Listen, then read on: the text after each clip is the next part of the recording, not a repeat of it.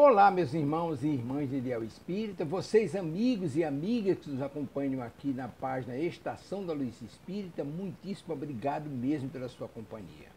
A nossa página Estação da Luz Espírita não tem fins lucrativos, o objetivo é a divulgação da doutrina espírita. E é por isso que nós reunimos aqui esta sede de matérias espíritas para que possa atender às suas necessidades, estudo, lazer, pesquisa. Você encontra aqui na nossa página Estação da Luz Espírita os livros da codificação, obras suplementares, entrevistas, palestras e os programas da Web Rádio Estação da Luz de Natal e Web Rádio Cristo Consolador de São Paulo. Ou seja, um acervo que atenda às suas necessidades, sem fins lucrativos. O objetivo é a divulgação da doutrina espírita. E agora eu convido você para nos acompanhar na reprodução de mais esse trabalho imperdível. Muito obrigado mesmo pela sua companhia e vamos juntos!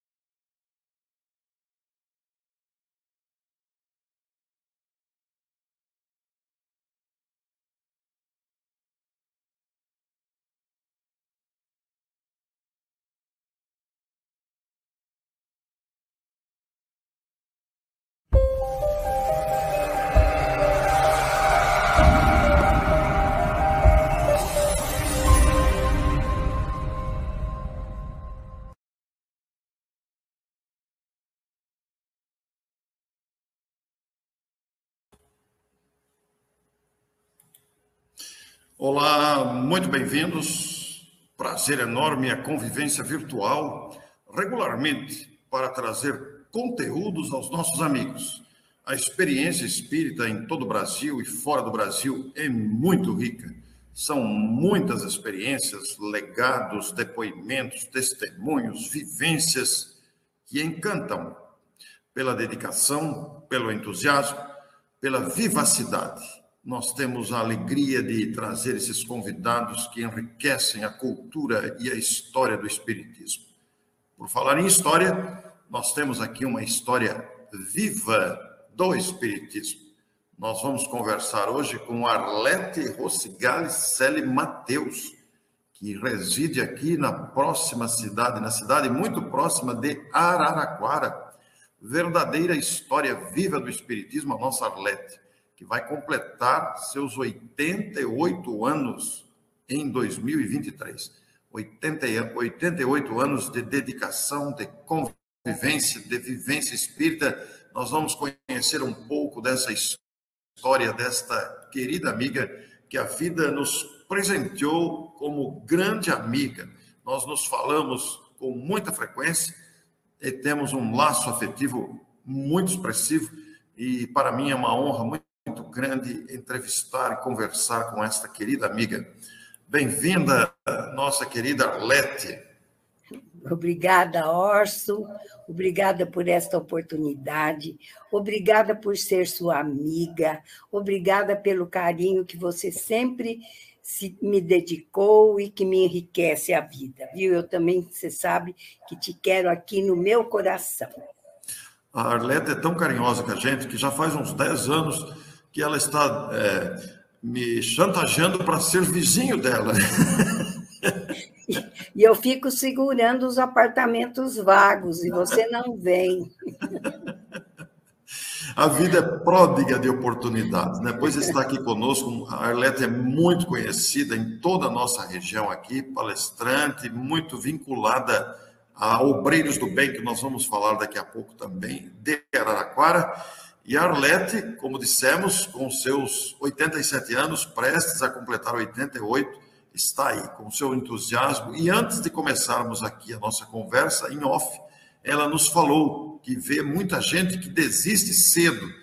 Arlete, você não desistiu não, né? De jeito nenhum. De vez em quando eu tenho minhas quedas, mas falo, levanta, põe o pé no chão e anda. Muito bem. Arlete, você nasceu em Araraquara mesmo? Não, eu sou de Bitinga. Meus pais mudaram-se para Araraquara quando eu tinha 5 anos de idade. Que praticamente coincide com a Obreiros do Bem, mais ou menos, né? É, praticamente, né?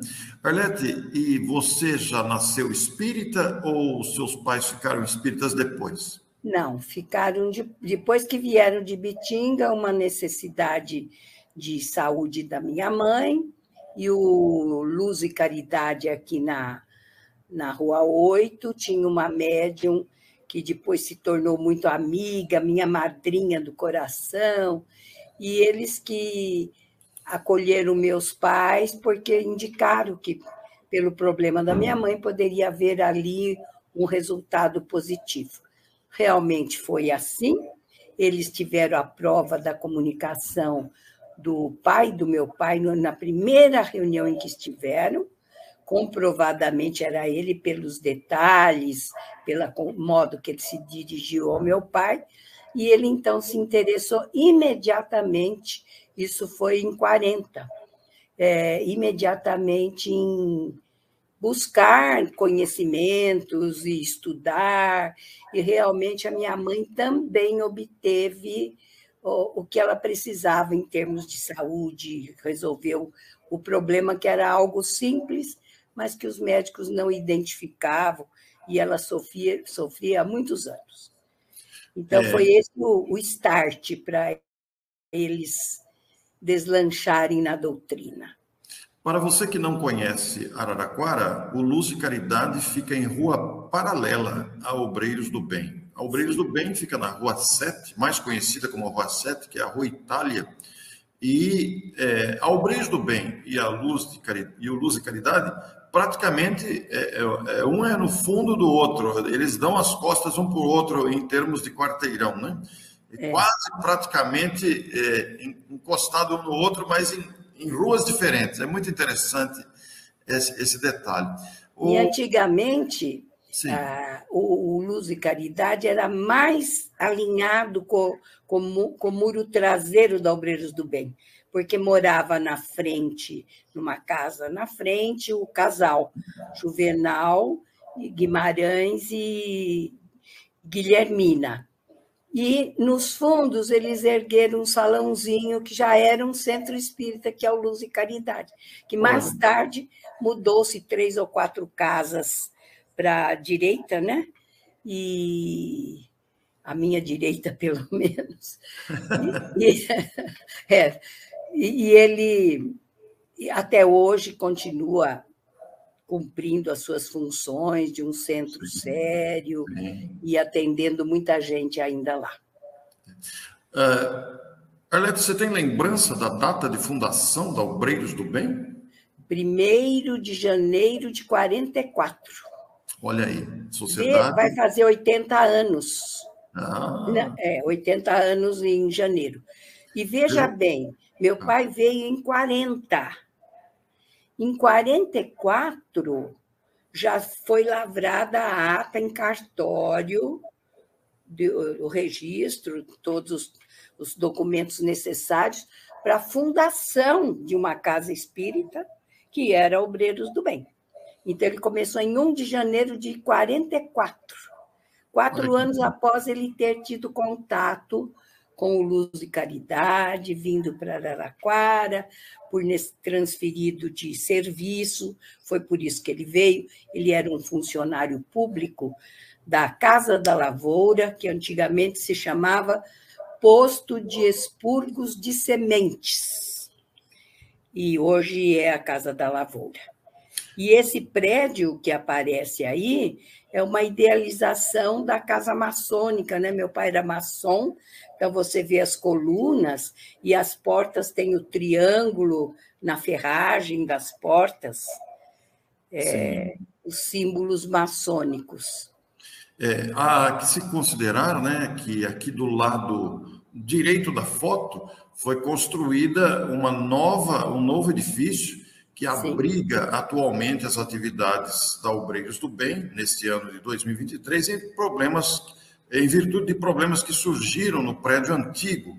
O prédio antigo está ali ainda, vai passar por reforma, mas do lado aqui foi construído um novo prédio também com um andar acima, e onde atualmente na parte térrea são feitas as palestras e na parte superior onde são efetivados os estudos. Uma belíssima instalação, novíssima instalação, e agora os esforços estão concentrados para a reforma do prédio original.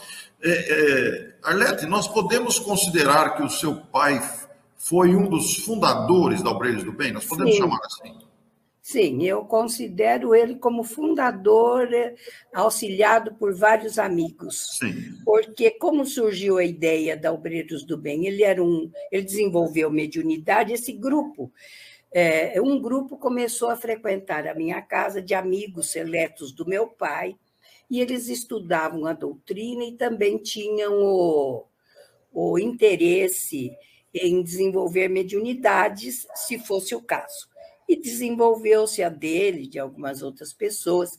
E o mentor de meu pai, que era Assa de Khan, vivia alertando que aquele grupo não ia viver só de estudos, que eles precisavam se dedicar à caridade, e que uma grande obra estava na reta da vida deles, né, como uma missão a ser realizada, e que eles teriam notícia. Ele não disse o que era, nem como, nada. Só vivia alertando que o plano espiritual estava idealizando, trabalhando, e que na hora exata eles teriam a chamada para isso, para esse evento. E, de fato, surge a ideia depois do albergue noturno. Que coisa boa. O albergue não existe mais, né? Não existe mais. Existe, porque esse prédio aí bonito, ele é considerado a sede da Obreiros do Bem. No fundo, foi a primeira construção, 2 salas grandes, que eram dormitórios, separadas, é claro, com banheiros, e uma era sala feminina, outra sala masculina, para abrigar o viandante, carente, que não tinha onde se abrigar. Era o albergue noturno, foi o primeiro albergue noturno da cidade. E, posteriormente, foi em 47, já inaugurou o albergue. Em 1900, veja como as datas foram próximas. Tudo caminhou, tudo era difícil, uma época de grandes preconceitos, e eles conseguiram um grupo muito harmônico, se meu pai foi fundador, os outros foram cofundadores, porque trabalharam na mesma proporção. E aí, em 50, 3 anos depois do albergue, surge o prédio principal, que na época não tinha assistência que temos hoje, SUS, INSS, não tínhamos essas coisas. Então, o propósito era salas para atendimento médico, farmácia, coisa que hoje nós deixou de ser necessária na casa espírita, né? Escola, oficinas, e as salas são várias salas, eram destinadas a esse tipo de trabalhos. Que bacana.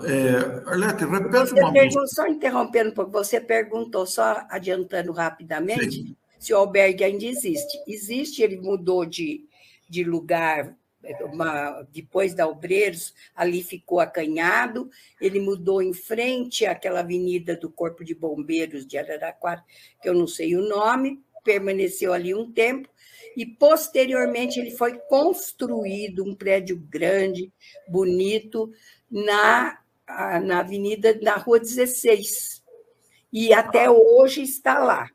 Só que aí ele desenvolvia suas atividades com a ajuda de voluntários, mas chegou num tempo que não dava mais.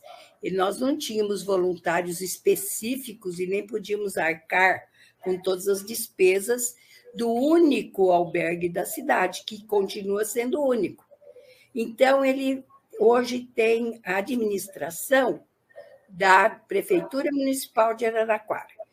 A razão social dele continua, a Açadicam, só que ele se chama, o nome fantasia, Casa Transitória, e eles mandam relatórios das atividades para obreiros, mas obreiros não interferem em nada, a não ser em assistência espiritual, quando forma grupos para estarem lá.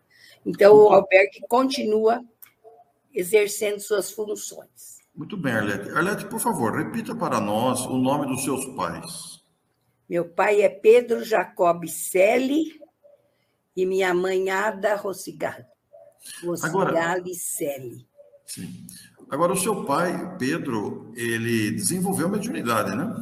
Sim, ele desenvolveu uma mediunidade de efeitos físicos, que eu acredito que, na ocasião, foi realmente o estupim para chamar a atenção sobre a obra, porque era uma novidade. Então, as reuniões mediúnicas aconteciam na minha casa e eram poucas as pessoas que faziam parte, um grupo muito coeso, e, de vez em quando, eles abriam as portas para outras pessoas que tinham interesse, que tinham curiosidade em conhecer o trabalho.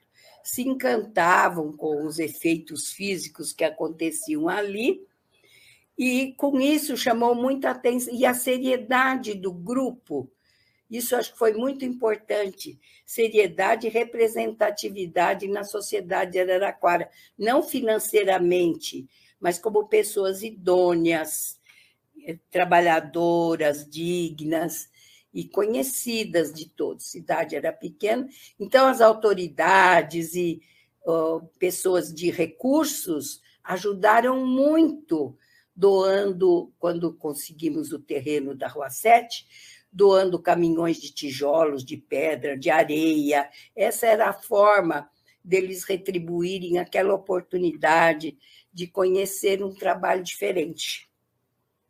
E assim nasceu o Obreiros do Bem, e logo, em muito pouco tempo, já se levantou como prédio, né?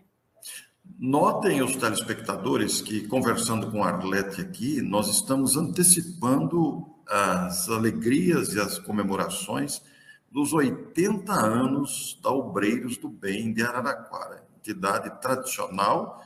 Eu tive a oportunidade, eu vou lá anualmente, várias vezes ao ano, e nos anos antes de mudar-me para Matão, nos tempos de Mineiros do Tietê, o nosso querido Roberto Carvalho já me levou pela primeira vez em Araraquara, na Obreiros do Bem, e outras casas também. Foi na Obreiros do Bem que eu lancei o meu livro Espíritos, e realmente temos laços muito expressivos de convivência com esta magnífica instituição. E como vocês estão vendo, a Arlete, eu não exagerei no título, ela é a história viva do Espiritismo mesmo, porque a Arlete, vejam só, ela está lá desde a fundação e praticamente na adolescência presenciando fenômenos de efeitos físicos através da mediunidade do pai. Arlete, você presenciou esses fenômenos e, naturalmente, tem muitos deles na memória. Gostaria que você Sim. destacasse alguns para os nossos telespectadores. Um dos recursos que os espíritos utilizavam, e instruídos por eles, tinha uma espécie de uma corneta, um pandeiro, que era algo para fazer barulho e ser vistos mesmo. E uma vitrola daquelas de corda, sabe, que existia primeiro, que a gente precisava pôr a agulha assim, em cima do disco, né? As laterais desses objetos eram pintadas com uma tinta fosforescente, que primeiro era bem aquecida na luz, e quando se apagava a luz, que o ambiente da reunião mediúnica estava na penumbra, aqueles objetos, eles circundavam a sala toda numa rapidez, ia de um canto a outro no alto, no teto, e como se andasse em toda a sala, chamando a atenção, que era impossível, ao mesmo tempo, um objeto aqui, outro lá. E essa vitrola, o disco era trocado no escuro, lá no alto, jogado em cima do colo de algum dos assistentes e trocada a música no alto. Então, era muito assim, emocionante mesmo. E era distribuído para a gente, pedrinhas que você via, estavam molhadas ainda, tipo seixos de rio, assim, às vezes bombom, bala, coisa que... E flores também. Flores também. Então, e meu pai tinha uma bronquite asmática que impedia até dele andar um pouco, com bombinha, tudo mais. Quando ele entrava no transe mediúnico, ele não tinha um arfar. A respiração era livre, leve. Ele terminava aquele compromisso mediúnico, voltavam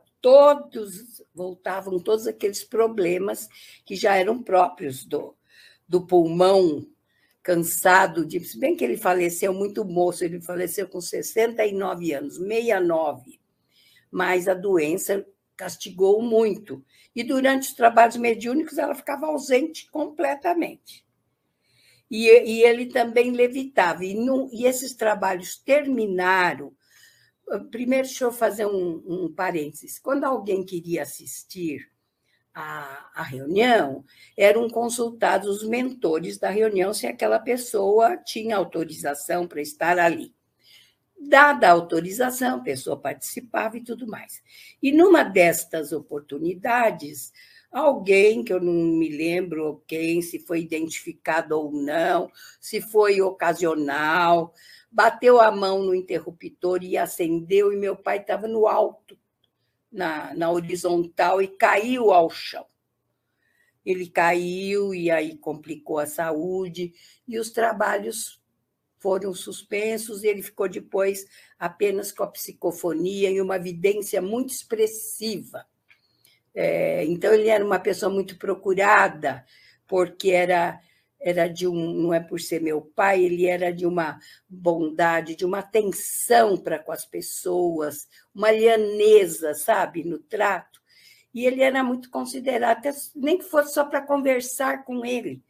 Pessoas que tinham depressão vinham, e às vezes até ele hospedava em casa. Fique aqui uma semana, uns dias, nós vamos convivendo, fazendo a prece das 6 horas, e você tomando passes, e a pessoa melhorava. Muitos aconteceu isso. Então, ele foi realmente uma pessoa muito dedicada à doutrina e a todos, era da personalidade dele mesmo. E aí, os trabalhos de efeitos físicos terminaram, mas eles tinham cumprido a missão deles, chamaram muita atenção. E com essa atenção, a Obreiros do Bem nasceu. Sem recurso nenhum, ninguém tinha dinheiro, não tinha nada. Isso veio através dessa admiração pela doutrina, a curiosidade que despertou, e todo mundo querendo também participar, né?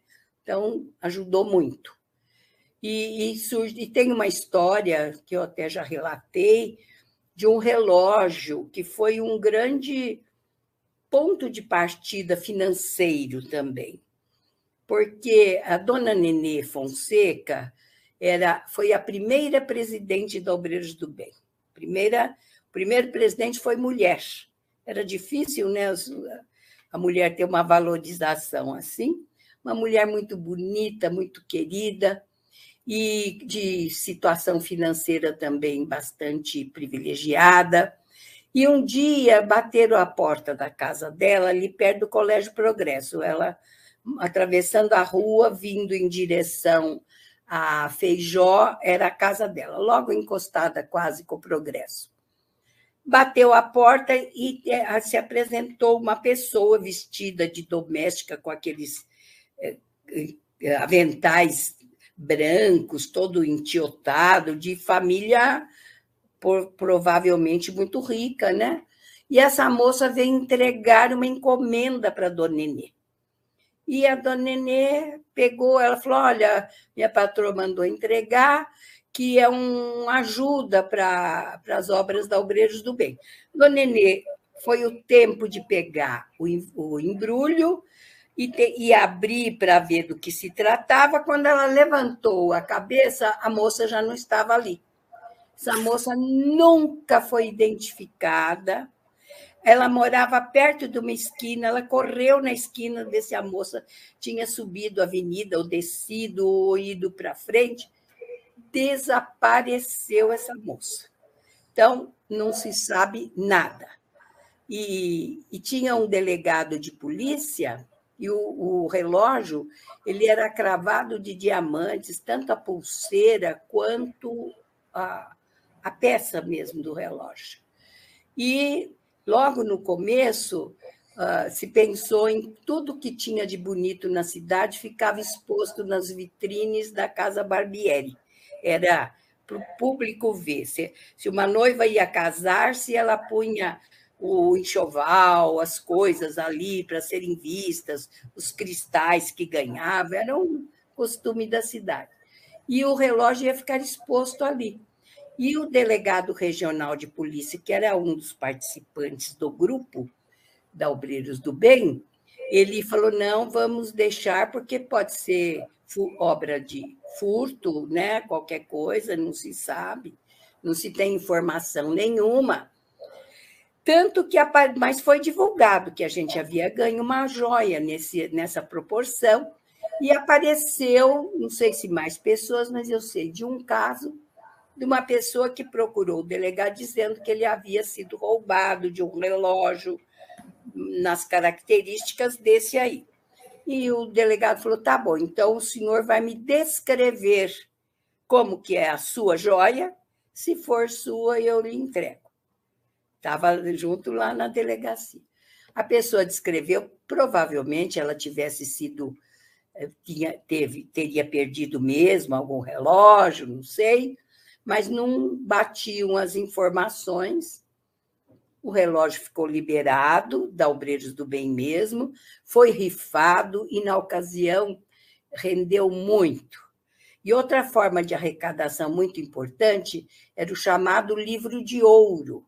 A minha mãe, com um grupo de outras senhoras, inclusive a dona Nenê e outras pessoas, procuravam empresários, famílias. Araraquara era muito tradicional, né? Tinha as famílias medalhões, procurava essas famílias com esse livro de ouro e as pessoas faziam um donativo para a construção do prédio, valores bastante altos que elas conseguiram desta forma. E os prédios surgiram aí, em 50 já tínhamos todo o prédio da frente pronto também, albergue no fundo. Hoje temos esse outro prédio lateral que você citou, temos as salas antigas do albergue que hoje têm outras funções, e uma outra construção no fundo também com salas. Além disso, temos o prédio do albergue, que é nosso ainda, da Casa Transitória, temos o núcleo André Luiz, na Avenida 50, e temos o prédio da creche, que também iniciou aí na Obreiros e hoje tem o prédio próprio na Avenida Barroso, muito bem instalada. Então, hoje, a Obreiros do Bem é um complexo social. Que bom, né, Arlete? E você, é interessante, seu pai tinha fenômeno de levitação também, que coisa interessante. Hoje em dia, os fenômenos de efeitos físicos são mais raros, né? Sim. E até por expectativa aqui dos nossos telespectadores, ouvir uma descrição hoje considerada rara. Arlete, e teve também a questão de amarrar o médium. Me conta essa sim, história. Isso é muito importante você contar. Isso foi muito interessante. Eles, antes de começar a reunião, meu pai se sentava numa cadeira de preguiça, porque ele ficava, não pressionava o tórax, ele ficava com o corpo meio distendido, né? Pelas razões da bronquite asmática dele. E o espírito, depois que se apagavam as luzes, ele falava, pode acender. E meu pai aparecia amarrado, a gente já tinha uma corda lá, por indicação deles mesmos, amarrado com um nós de marinheiro, todo o corpo dele na cadeira. Aí eram convidadas as pessoas presentes para tentar desamarrar. As pessoas não conseguiam, acendia a luz, todo mundo ia tentar, e meu pai ali, mediunizado. Aí o espírito falava, bom, então apaga a luz novamente. Acabava de apagar, a corda era jogada em cima de qualquer um dos presentes. Imediatamente era como se pegasse com a mão assim e tirasse a corda. Isso várias vezes, isso assisti muitas e muitas vezes. Arlete, e quando era desamarrado, voltava a amarrar de novo depois ou não? Apagava a luz? Não, era como se fosse uma demonstração de poder espiritual. Ah, que legal, né? Ele fazia isso para mostrar que havia uma outra força que era independente da material, né? Tanto que as pessoas não conseguiam nem desamarrar. Era mesmo os efeitos físicos, eles vieram como uma prova do espírito que continua pleno e tudo mais. Hoje deixou de ter função, porque hoje nós agimos pelo raciocínio, pela lógica. A gente não precisa mais desses contatos físicos para crer. A doutrina é muito convincente, não existe lógica mais clara e evidente do que os princípios doutrinários que embasam a doutrina espírita. Muito bem, nossa querida Arlete. Arlete, e você aí, com quase 90 anos, olhando para trás hoje e tendo vivido todas as experiências da Obreiros do Bem, com as suas lutas, dificuldades, conquistas, tanta gente que passou por aí, tantos trabalhadores, tantos palestrantes, tanta assistência que foi prestada para tanta gente nesses quase 80 anos, a serem completados agora no próximo janeiro. Você participou da história dessa instituição durante todo esse tempo. O que lhe vem ao coração agora, nesse momento, que nós estamos prestes a completar 80 anos de fundação da Obreiros do Bem, considerando toda a atuação dos seus pais e, naturalmente, a sua própria experiência ao longo das décadas? É um sentimento de vitória. Olha que bonito. Muitos foram os trabalhadores. Meus pais começaram muito lá atrás, no começo, permaneceram por um tempo. Outros vieram, outros grandes batalhadores. Eu digo que mesmo os mais difíceis, porque num relacionamento humano há dificuldades, se enfrentou muita coisa, mas todas foram superadas. E até os dissidentes da Obreiros do Bem, que acabaram deixando a casa por motivos de insatisfação com esse ou com aquele, porque nunca é com a casa, é com as outras pessoas, né? E que se afastaram, maravilhosamente, todos eles instituíram outras casas espíritas nos mesmos moldes de seriedade, de honestidade, de trabalho maravilhoso, e voltaram a ser palestrantes da Obreiros do Bem, e eu faço palestras nestas outras casas. Eu posso citar o Portal da Luz, que é uma casa maravilhosa, o Consolador, que a Leia saiu da Obreiros com sua equipe num desentendimento qualquer, e fez essa maravilha que é o Consolador, essa casa pujante. Então, e tantos outros, né? Outros exemplos. Então, eu acho que a Obreiros do Bem foi a casa máter, continua sendo, é uma casa que tem as suas dificuldades, mas que supera. As coisas podem chegar na beira do abismo, mas não se cai. Ali se tem um helicóptero que salva todo mundo, e a gente continua. E as pessoas, mesmo as que trouxeram ou trazem problemas, elas estão imbuídas do melhor dos ideais. É que o modo de pensar diverge, e divergindo, você sabe como é que é difícil haver aquela tolerância, aquela paciência, e às vezes surgem problemas, mas todos são resolvidos sempre saindo por cima, pelo bem, pelo amor, pela proteção desses mentores maravilhosos que nós temos e que continuam aí ativos. E tantos outros que se tornaram mentores da casa, né? Veja que a palavra da Arlete, ela é muito oportuna, importante, atual, porque os problemas de relacionamento humano são normais na nossa condição de criaturas imperfeitas, para todos nós, né? Eu me incluo nisso, claro, todos nós estamos incluídos nesse processo de aprendizado, e às vezes surgem realmente diferenças de interpretação e entendimento, e algumas pessoas fundam outras casas, e Araraquara tem um movimento espírita pujante. A Leia citou o Consolador, citou o Portal da Luz, entre outras casas maravilhosas que nós temos a oportunidade de conhecer e manter relacionamento muito saudável. Foi muito bonita a fala da nossa Arlete, de maneira tão esclarecedora e digna de uma autêntica liderança espírita na cidade de Araraquara. Que honra ter uma criatura como esta, que eu me honro imensamente de ser amigo pessoal. E todos que a conhecem a respeitam bastante, e muito interessante, muitas casas saíram do Obreiros do Bem e se formaram em exemplares instituições que atuam na querida Araraquara. Uma cidade grande, uma cidade bonita, uma cidade pujante. Nós convidamos também a Arlete, além da sua liderança de quase 90 anos, e também em função do próximo aniversário da Obreiros do Bem, em janeiro de 2024, porque nós queremos falar de uma das personalidades que foi muito amiga de nossa Arlete. Nós queremos falar do nosso querido Wallace Leal Valentim Rodrigues, por um detalhe muito significativo. Eu estou escrevendo um livro que contempla os prefácios feitos por Wallace. Wallace foi autor de vários livros, foi tradutor de várias obras e foi um dedicado ceareiro espírita.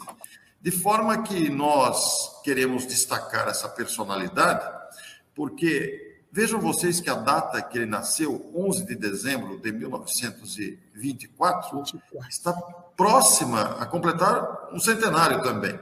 Ele vai completar um século de nascimento. Ele desencarnou em 1988 e em 24, no mesmo ano que Obreiros completa 80 anos, nós vamos lembrar no final de 2024 o centenário de nascimento.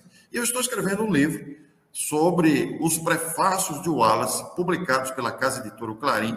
Nós pegamos todos os livros e extraímos todos os prefácios, não para transcrever simplesmente. Nós pegamos trechos de cada prefácio para comentar. Trata-se de um espírito muito lúcido, muito inteligente, de uma criatura muito dedicada, de um conhecimento muito vasto, tanto é que traduziu várias obras. Ele era um garimpeiro de obras estrangeiras que falassem dos fenômenos psíquicos e traduzia, publicava no Brasil, deixando tesouros imensos. Então, como a nossa Arlete conviveu com Wallace, nós queremos extrair da Arlete traços dessa personalidade igualmente pujante, que nasceu no Espírito Santo e viveu em Araraquara, embora tenha sido redator-chefe da Casa Editora Clarim aqui em Matão, mas residia em Araraquara. E ele também tinha uma verve artística muito expressiva. Então, nós vamos deixar que a Arlete fale desse amigo que faleceu em 1988. Arlete. Esse amigo foi muito querido, muito próximo ao meu coração.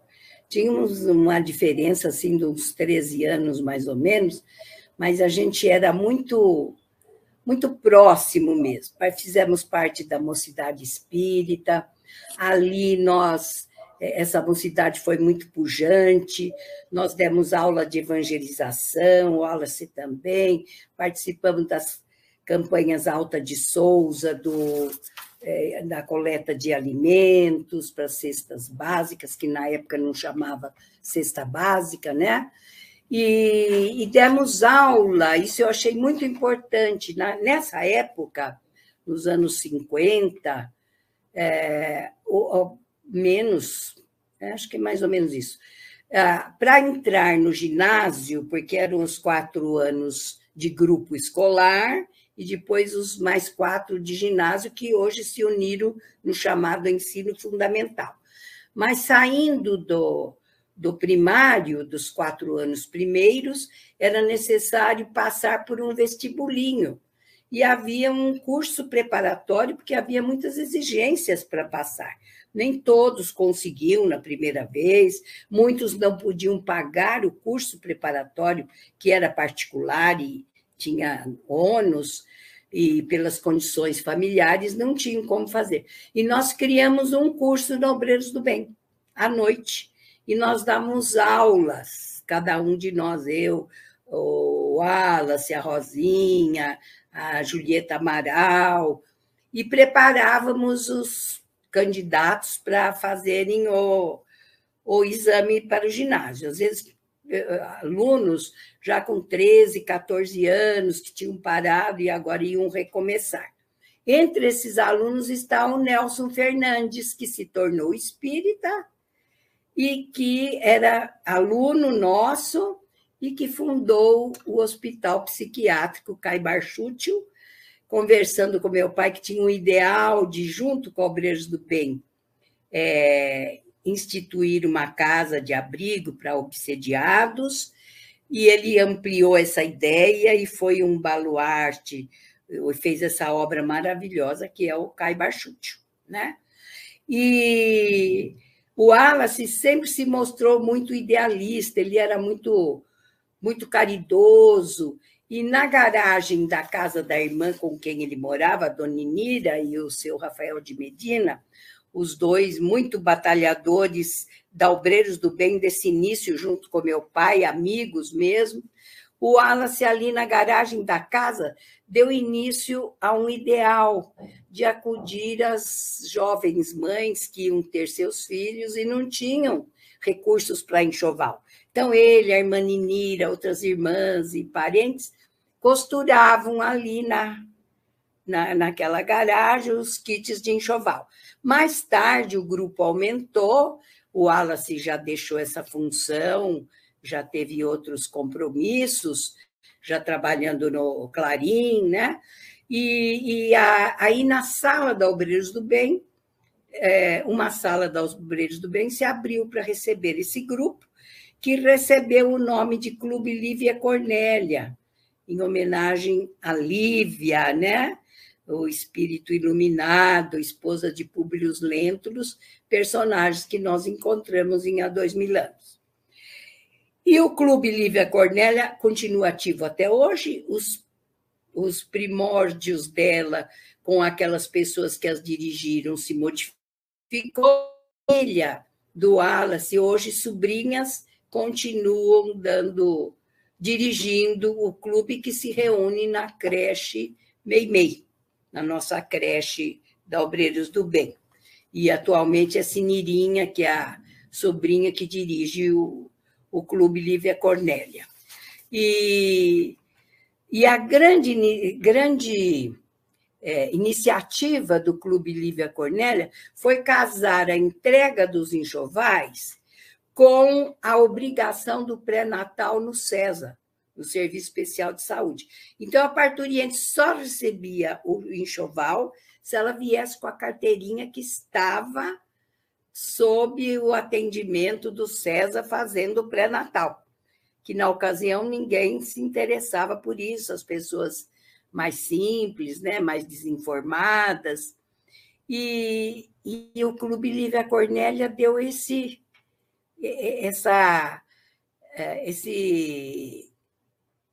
exigência e que obrigou muitas mães a se cuidarem, a se tratarem e terem uma gestação mais saudável, além de receber o enxovalzinho que até hoje continua sendo distribuído.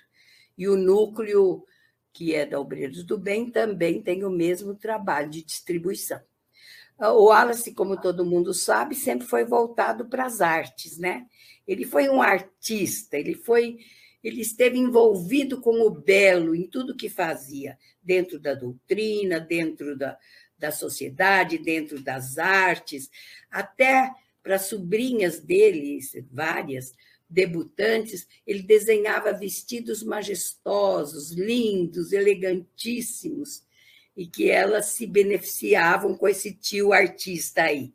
Ele amava o teatro, ele foi o criador do TECA, que é um orgulho para Araraquara, que é o Teatro Experimental de Comédia, né? E Araraquara ficou famosa com as peças que eram encenadas, vinham pessoas de outras cidades, era uma movimentação artística promovida pelo Wallace, que trazia grandes autores e grandes personalidades. Hoje, nós temos um pequeno espaço, um teatro que recebeu o nome do Wallace, o Wallace Leal Valentim Rodrigues, né? Mas antes havia o nosso Teatro Municipal Majestoso, que, por razões outras, acabou sendo demolido, e a Araraquara inteira até hoje se lamenta dessa situação de perder aquele próprio tão arquitetônico, tão maravilhoso e tão cheio de recursos acústicos para o teatro. Então, hoje nós temos outro mais moderno, que está até em reforma, e esse com o nome do Wallace, que é ali perto da Casa da Cultura. É praticamente um adendo da Casa da Cultura. Ele era escritor também, tem livros de sucesso. Você gosta muito da Esquina de Pedra, né? Que eu vejo você sempre estar promovendo o livro, escreveu Kate King. Eu gosto muito do Remotos Cânticos de Belém, Remotos Cânticos de Natal, às vezes eu me perco com o título. E Para o Resto da Vida, que é outro livro muito lindo. E no cinema, ele também movimentou a cidade, ele não se ateve apenas ao teatro, ele criou um grupo de artistas artistas locais, né? E a sua primeira apresentação no cinema foi a obra Santo Antônio e a Vaca. E esse filme é de temática espírita, encantou, foi produzida na década de 60. Araraquara ficou famosíssima, porque vieram artistas, pessoas do meio cinematográfico mesmo participar, né? Então, Araraquara ficou projetada no cenário brasileiro graças a essa iniciativa desse meu amigo querido. O TECA recebeu vários prêmios, e eu tenho um livro maravilhoso, que eu não sei se você conhece, que traz fotos maravilhosas, que chama TECA, que foi escrito pelo Clodoaldo Medina, o sobrinho dele que escreveu. Você conheceu o livro ou não? Não cheguei a conhecer esse livro. Realmente não chegou até mim. Eu não sei se dá para ser mostrado. Olha, deixa eu ver. Este é o livro. Agora eu vou mostrar a foto do Wallace aqui. Vale dizer que o Wallace foi um autor muito... Este é o famoso teatro que nós lamentamos a perda. Aí eram feitas as cenas de teatro. E aqui temos o Wallace. Esse livro é muito bonito. Deu para ver, né? Perfeitamente, Arlete, deu para ver. Eu queria destacar aqui que ele foi um autor muito premiado, né, pela categoria dos seus trabalhos. Sim. E foi autor de peças teatrais também. Peças. Né? Vejam que Arlete destacou que ele desenhava vestidos. Olha que coisa interessante, que veia artística para isso, né? E sem falar nas traduções de romances estrangeiros, como Voltou, mas Esqueceu, né? Como também, nem estou lembrando aqui, são muitos, e eu estou agora lendo todos os prefácios para fazer o livro, estou encantado, né? Porque a verne literária dele é algo fenomenal, fenomenal simplesmente. E qual a ideia? É que o livro saia no segundo semestre de 2024, justamente para comemorar o centenário dessa personalidade pujante da história do espiritismo de Araraquara e do Brasil. Não se restringe a Araraquara, já ultrapassou as fronteiras de Araraquara. Arlete, devolvo para você, porque é gostoso de ouvir. Viu? Então, realmente, ele foi um vulto importantíssimo, culturalmente, para Araraquara. Como amigo, então, nem se fala, né? E esse filme Santo Antônio e a Vaca, até hoje, é muito prestigiado. E, como você disse, ele foi prefaciador, tradutor de várias obras, né? E nós temos sempre a presença dele no campo de artigos importantes. A Sociedade Beneficente Obreiros do Bem prestou uma homenagem ao Wallace quando achou por bem inaugurar uma sala de vídeos e de áudios, que era a Videoteca e Audioteca, fundada em 1988, e deu a ela o nome de Wallace Leal Gentil, e tem o quadro dele, com a foto, homenageando ele. Hoje não está em desuso, porque nós já não usamos mais as fitas cassete, nem os VHS, nem DVD mais, uma judiação. De tão pouco tempo se perdeu todo esse acervo, essa coisa louca, né? Mudou muito. E no meu tempo de jovem, que a gente se relacionava na mocidade, com outros amigos, era comum as meninas, principalmente, terem um álbum de recordações. E no meu álbum de recordações, que a gente recebia mensagens, poesias dos amigos, dos colegas, e dentre muitos que deixaram ali a sua passagem pela minha vida registrada, está a do Wallace. A letra dele é um deslumbre, é uma letra artística, é uma obra de arte, parece que ele pintou a letra. E as palavras que ele escreveu foram todo o texto longo, muito comovente. Eu destaquei 2 que eu realcei, porque para mim foram muito significativos, em que ele se referindo a mim, diz assim: sempre fostes tão boa, meiga e igual para comigo, que considero um privilégio conhecer-te. Quero-te muito, gosto imensamente de ti, minha querida Arlete. Você está com o texto original aí? Estou. Mostra para gente. Deixa eu te mostrar, ver se dá para... Esse é o famoso álbum. Olha o álbum, como era bonito na época, de madeira.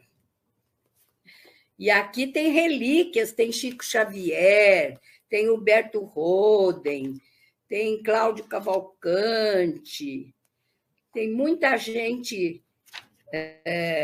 famosa e querida. Deixa eu achar aqui, que eu tinha separado, não sei por que fechou. Acho que é aqui. Vejam vocês que acervo riquíssimo estamos tendo hoje, conversando com a nossa Arlete Mateus, história viva do Espiritismo em Araraquara e no país. É uma honra conversar com essa amiga tão querida, sempre presente. Há que se destacar instante dessa trabalhadora do bem, do Cristo, da doutrina espírita em nossa terra. É realmente um privilégio. Olha,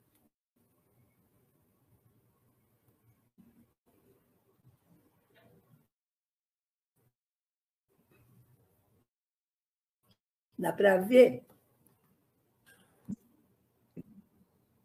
Olha a letra dele. Pode aproximar mais, Arlete, aproxima bastante. Pode aproximar bastante? Espera aí, é que eu preciso me achar também para enxergar.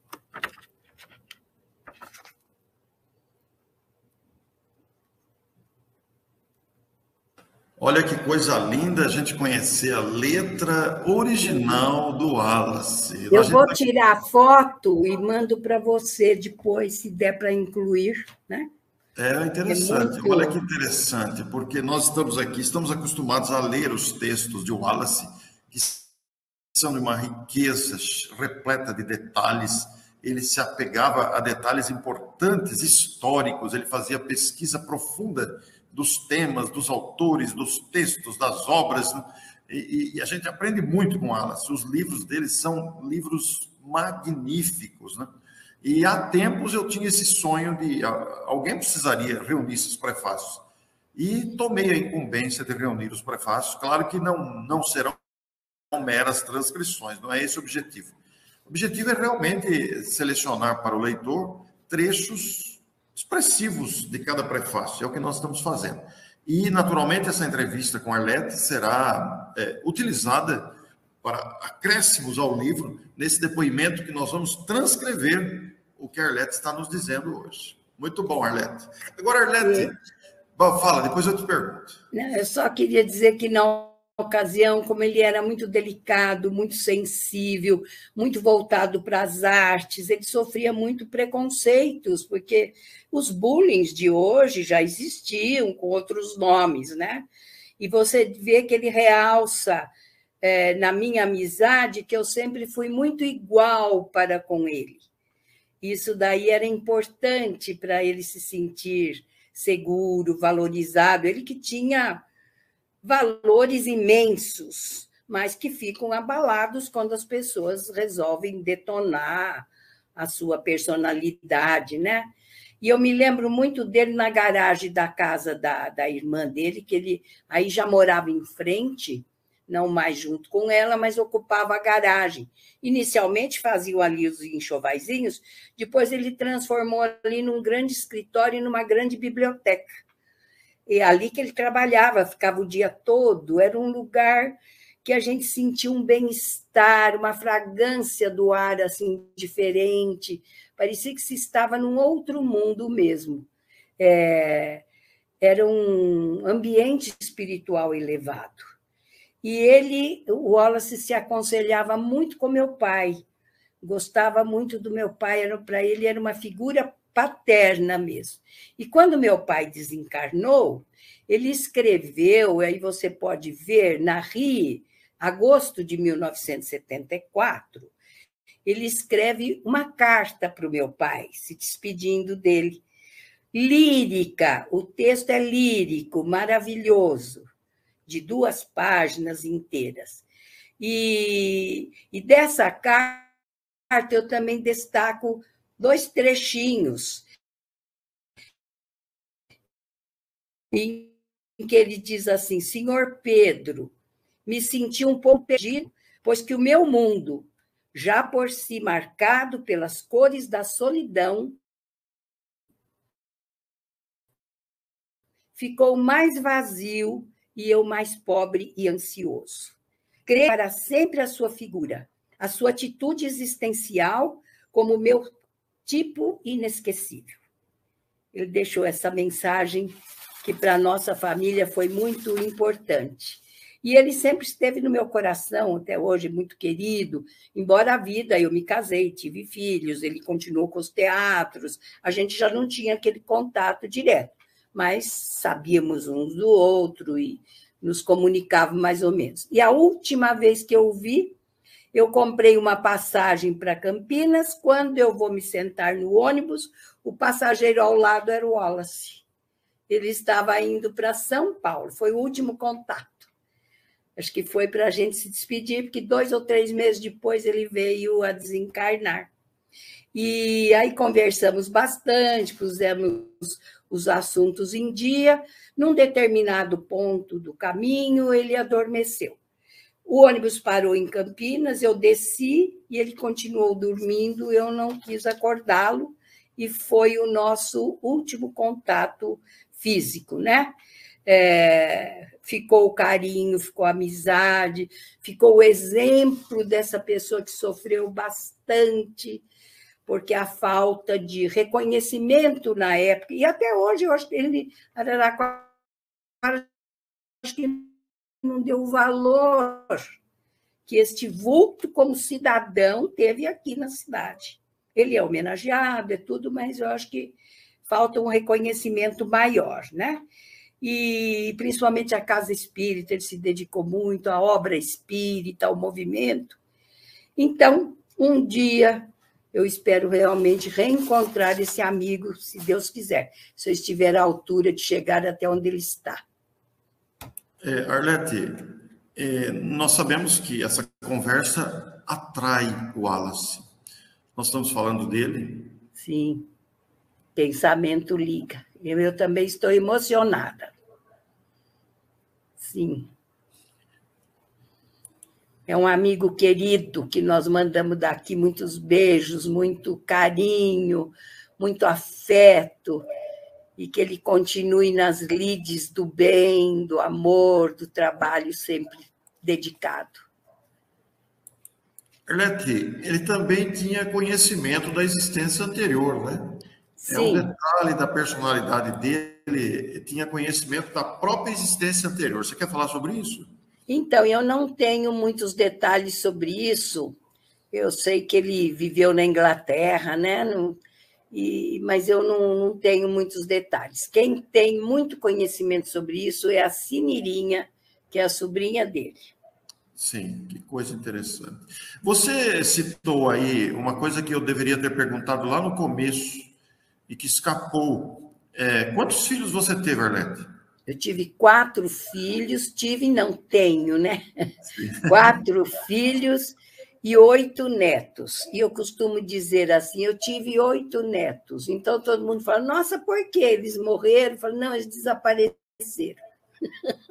Mas não desapareceram. É que ficaram, hoje são aquelas crianças maravilhosas que eu ajudei a criar e tudo mais, são homens bem-sucedidos, corretos, vencedores dentro dos seus espaços, todos se encaminharam bem. Para mim é um orgulho muito grande ter os filhos, os genros e nora, e os netos encaminhados, né? Sem problemas. Quantos 8 netos? 8. 8 netos. E lindos, lindos. Então, e voltando à questão do Wallace, Arlete, dessa convivência com o Wallace mais proximamente a ele, nós sabemos que o Wallace tinha uma mediunidade inspirada, intuitiva, muito expressiva, né? Você presenciou algum fato mediúnico com ele que gostaria de relatar? Não cheguei a presenciar, não. Porque a gente conviveu muito de perto na época da mocidade. Eu me casando, e aí tendo os filhos, e distanciou mais, licionando, né? Fora, eu licionei fora muitos anos, e voltava todo dia, nas cidades próximas aqui, e foi uma vida assim meio corrida. Até da Obreiros do Bem tem um período que eu fiquei só com algumas atividades. Hoje eu sou muito mais presente, mas teve uma época que eu tive que me organizar também por causa da vida particular. E essa parte mediúnica do Wallace, eu sabia que ele tinha, ele era muito inspirado, né, também. Muito inspirado. A sensibilidade aguçada, né? Muito. É impressionante a sensibilidade do Wallace.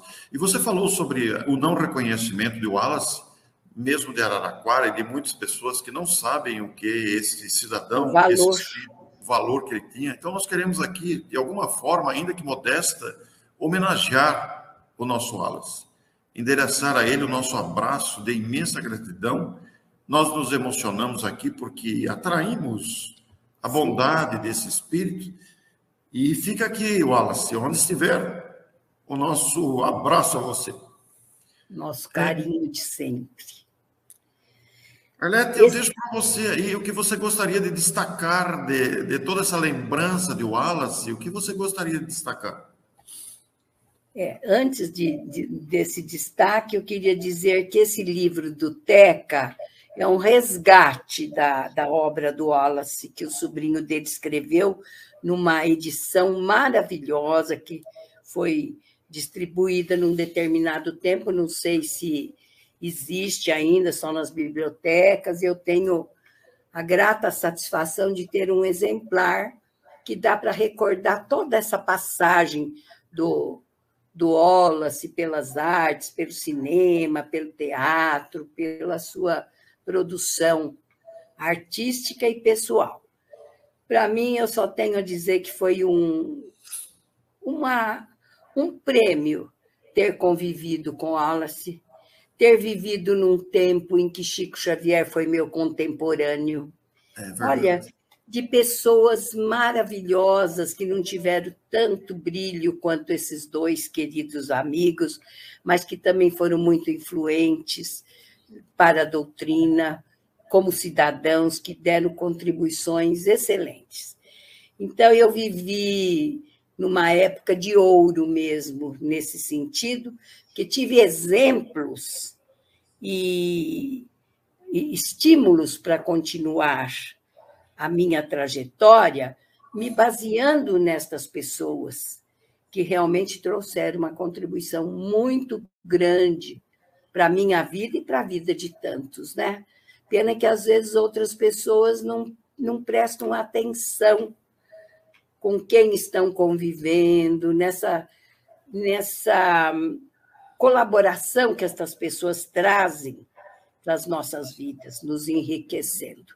Que a gente é a somatória dos relacionamentos, dos contatos, dos conhecimentos, e, às vezes, por timidez, por comodidade, as pessoas se ausentam da vida em convivência, né?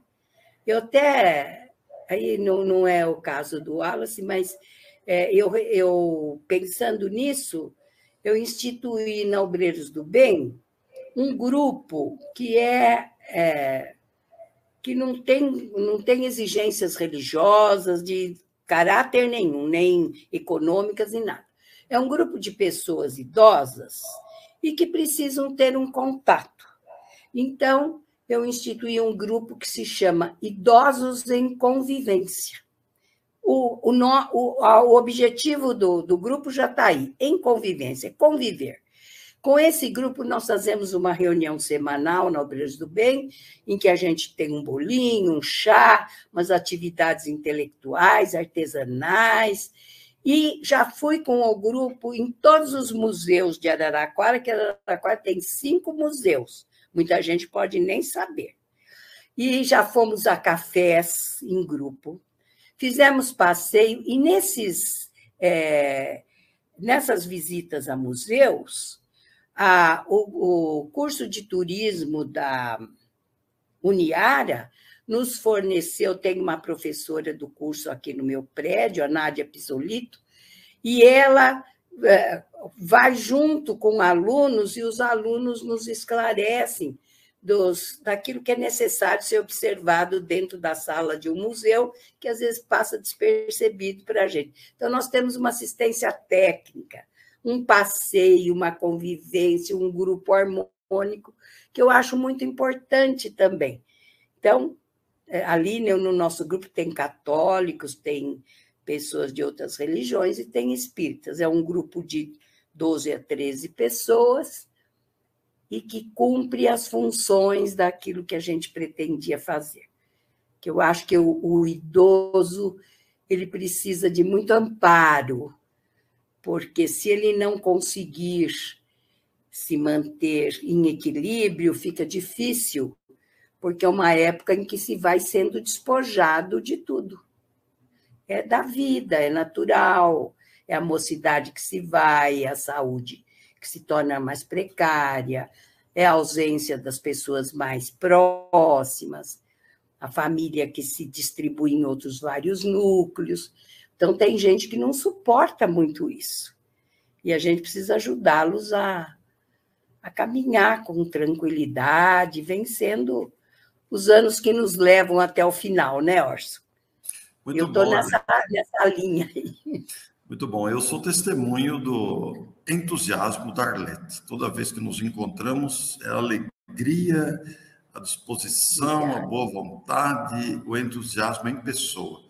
Aproveito aqui para prestar esta mesma homenagem à querida Valderez de Ibitinga, que eu carinhosamente chamo de Trator de Ibitinga. Ela é. Ela é. E também lembrar aqui da querida Dalva de Santa Bárbara do Oeste, também dinâmica e trabalhadora espírita de primeiríssima qualidade. Verdade. São mulheres admiráveis. Então, a nossa gratidão, o nosso cumprimento a vocês. A idade não impede que essas mulheres continuem trabalhando com entusiasmo, com alegria, com gratidão. Muito bonita a nossa conversa, viu, Arlete? Agradeço imensamente. E para encerrar, Arlete, eu queria que você, se encontrasse o Wallace hoje, o que você diria para ele? Acho que se eu encontrasse ele hoje, eu ia dar um grande abraço e dizer muito obrigado porque você foi meu amigo. Que bonito, né? Nosso reconhecimento ao Wallace Leal Valentim Rodrigues. Nosso reconhecimento a Arlete Mateus. Obrigada. Nosso reconhecimento ao Obreiros do Bem, que reuniu e continuará reunindo ativos trabalhadores espíritas de Araraquara. Esta casa que irradia luz pela cidade, essa casa que motiva outras casas, essas casas de Araraquara que fazem o movimento espírita de Araraquara. Vamos continuar. Há muito o que fazer. Arlete, como é que você se sente? Você disse que a passagem já está comprada. Como é que você se sente agora, quase 90 anos, saudável, trabalhando, alegre? Como é que você se sente com vistas ao retorno ao plano espiritual? Que a gente não sabe quando se vai dar. O retorno até que não é preocupante. O preocupante é a perda da autonomia, porque, por enquanto, eu estou plenamente com a minha autonomia. Então, a minha preocupação é sair desse nível, né, de poder administrar, direcionar minha vida, amar as coisas que eu amo, trabalhar com... Eu me sinto jovem.